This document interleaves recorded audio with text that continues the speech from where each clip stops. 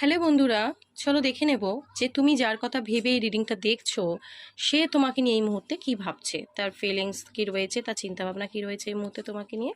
চলো দেখে নেব। বাহ, খুব ভালো ফিলিংস রয়েছে।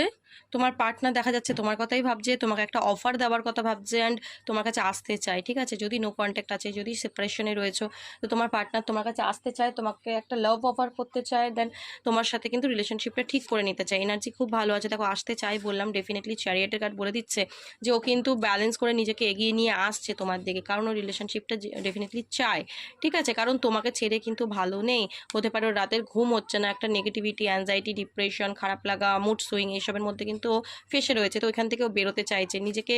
এই এই যে মানে বেঁধে রাখা আর কি, ও আর রাখতে চায় না। ও নিজেকে মানে খুলে ধরতে চায় তোমার কাছে। ঠিক আছে, তোমার সাথে এগোতে চায়।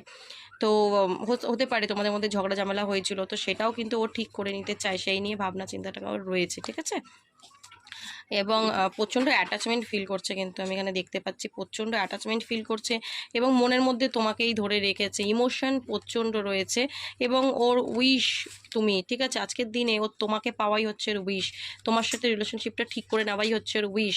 তো নিউ বিগিনিংটা কিন্তু হতে চলেছে। তো এনার্জি খুব ভালো রয়েছে, এনার্জিটাকে ক্লেম করো, ইউনিভার্সকে গ্র্যাটিটিউড প্রে করো। ওকে, চলো, থ্যাংক ইউ সো মাচ।